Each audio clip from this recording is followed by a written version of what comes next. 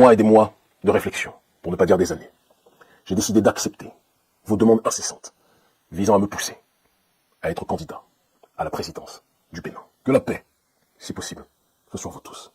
Honneur, bonheur, prospérité sur chacun d'entre vous. Si je m'adresse aujourd'hui à vous, en cette période d'une extrême gravité, en cette période des plus troublées, c'est parce que notre peuple vit dans des conditions qui dépassent le cadre de l'irrationalité. Le Bénin connaît une crise sociale sans précédent. Une crise sociale qui favorise les plus riches, une minorité de la population, pendant que la quasi-totalité du peuple vit dans des conditions qui dépassent l'entendement. Une crise socio-économique où les denrées alimentaires de première nécessité ont vu leur prix exploser, au minima doubler. Riz, gari, manioc, huile, les prix explosent. L'essence, le gaz, les prix explosent. Les sojaculteurs qui connaissent une dépression sociale qui dépasse l'entendement connaissent de plus en plus de suicides. Les paysans, dans leur entièreté, connaissent des conditions les plus difficiles. Les licenciements au sein des entreprises d'État, eux aussi, sont devenus légion. Les enseignants vivent dans des conditions des plus difficiles, dans le primaire, dans le secondaire et dans la sphère universitaire. Le pays va mal. Il faut rajouter à cette réalité cette passion pour la persécution qu'a notre président, le président Patrice Talon, lorsqu'il s'agit de s'attaquer aux opérateurs économiques nationaux, qu'il pousse à l'exil, qu'il pousse à la dépression économique, politique et psychologique, parce que Talon n'aime pas partager le butin. C'est que c'est sur le Bénin, avec ses semblables, avec le peuple. Non, il veut tout s'accaparer. Et s'il doit partager avec certains, ce sera toujours avec des opérateurs économiques prédateurs occidentaux. Les entreprises françaises contrôlent massivement l'économie béninoise. Inutile de préciser qu'elles sont exonérées pour la plupart de nombreuses taxes. Luxe dont ne peuvent pas se prévaloir les entreprises béninoises qui, elles, sont surtaxées par le même régime béninois.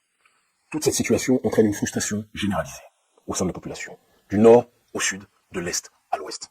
Un peuple qui souffre ne peut pas être un peuple en paix. Et constater ce fait ne signifie pas appeler à la violence, mais simplement rappeler le principe élémentaire d'intelligence. Nous avons tous vu la déclaration au Parlement, à l'Assemblée nationale, du président Patrice Talon. Une déclaration pleine de mépris, d'arrogance et aussi de panique. Parce qu'un président en fin de mandat qui menace sa population est un président qui se sait en réalité en danger par rapport à son bilan. Dire cela ne signifie pas vouloir appeler à la déstabilisation, bien au contraire. Simplement constater que quelqu'un qui est sûr de son bilan, quelqu'un qui est sûr de ses actions, quelqu'un qui est sûr du bienfait de ses démarches, ne pourra jamais être dans une logique de tenter d'intimider son peuple. Mais cette méthode d'intimidation a été le b.a.-ba de la politique du président Patrice Talon depuis son accession au pouvoir. Une intimidation qui ne marche plus, une intimidation qui n'étonne plus, une intimidation qui glisse sur la peau d'un peuple qui a été si longtemps persécuté qu'ils ne sont plus les coups.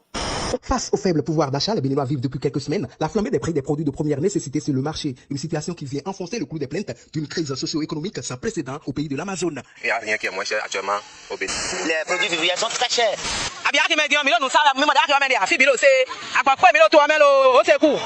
En dehors de cette morosité économique que subissent les administrés du président Patrice Talon, s'ajoute la restriction des libertés d'expression selon certains Béninois qui ont perdu confiance en la justice de leur pays. La justice en réalité, c'est ça notre rempart. Maintenant aujourd'hui on n'a plus confiance. Parce qu'au pays actuellement quand tu parles, on peut te chercher chez toi. Il y a trop d'arrestations dans le pays. Nous ne pouvons pas parler de la démocratie au pays. On n'a plus la liberté. Il y a un clan qui s'accapare de nos ressources.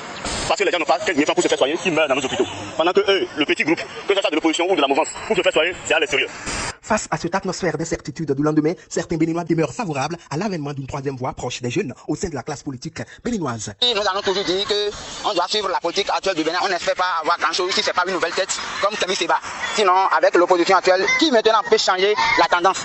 Monsieur Kémy Séba incarne aujourd'hui la dignité africaine. En Afrique aujourd'hui, il doit savoir une grosse, celui-là qui est prêt à donner sa vie pour ses frères. Kémy Séba, c'est un jeune dynamique. Pourquoi ne pas lui donner une chance de diriger le jour notre pays, le Bénin? On en a besoin. Kémy Séba, on s'en a encore. On connaît les télé, mais pour nous. Et c'est pour ces raisons, après des mois et des mois de réflexion, pour ne pas dire des années, j'ai décidé d'accepter vos demandes incessantes visant à me pousser à être candidat à la présidence du Bénin. Mes chers compatriotes, parce que nous nous devons d'être le plus pragmatiques, il est important que l'on se rappelle que notre pays est pris en otage et que les lois de la République du Bénin ont été des plus viciées ces dernières années. De telle sorte que les véritables opposants au président Patrice Talon soient structurellement exclus de la course via le code électoral corrompu que vous connaissez. Et c'est pour cette raison que nous avons dressé 3 options qui nous permettront d'être candidats à la présidence du Bénin. La première option, issue d'un certain nombre d'interactions avec des cadres du Parti des démocrates, sera que ce parti, le parti de l'ancien président Yahya Boni, nous porte candidat à l'élection de 2026. Car c'est le seul parti politique de l'opposition qui a le nombre de parrainages suffisant pour accéder aux élections. Bon nombre d'entre vous, lorsque nous avons évoqué dans de multiples réunions avec vous autres membres de la jeunesse béninoise, nous ont dit que le président Yahya Boni ne pourra pas accepter. Parce que le président Yahya Boni, à vos yeux de nombre d'entre vous, fait partie de cette ancienne France-Afrique, qui peine à vouloir mourir. Je vous ai répondu, et je l'ai dit aussi, dans le cadre de réunions avec des membres du bureau du Parti des démocrates, que je voulais être incarcéré dans le passé, et que je pense profondément que tout le monde peut changer. Le Parti des démocrates a une occasion historique, s'ils comprennent la nécessité de parier sur le bon poulain, de gagner les élections au premier tour, un coup KO, coup de marteau. Est-ce que le président Yaya Boni acceptera cette main tendue? Ça sera la dernière que nous lançons. Je l'ai dit à bon nombre des membres du bureau central, au sein duquel j'ai de nombreux amis. Si tel est leur choix, nous avancerons ensemble et nous libérerons le pays. La deuxième option aura pour seule et unique fonction de constituer une véritable coalition, bien plus large que celle qui existe actuellement, visant à exiger une réforme du code électoral pour que tout le monde puisse candidater à l'élection présidentielle au Bénin. Et enfin, la dernière option, certains diront peut-être la plus importante, c'est une triangulation des forces, appelée l'opération Jéricho, qui s'appuiera sur une base tripartitionnelle, une logique de révolution sur le terrain informationnel, une logique de mobilisation, de contestation populaire, et une prise de responsabilité de ceux habilités dans le pays à faire basculer les choses pour que le peuple puisse reprendre le pouvoir. Dans tous les cas, nous accompagnerons tous les processus évoqués parmi les trois qui permettront à notre peuple d'arriver à la destination nommée la libération du Bénin. Ce que nous avons propagé partout, nous allons l'installer ici, pour une résurrection du pays des Agotchés, pour une résurrection du pays de l'ancien Dahomey, pour une résurrection d'un peuple qu'on a trop longtemps voulu écraser, mais que nul ne peut exterminer, pour que le travail, commencé par Béanzin, puisse être finalisé. Ce que le roi Béanzin a commencé, nous allons plus que jamais le terminer. Le Bénin libre ou la mort, nous vaincrons.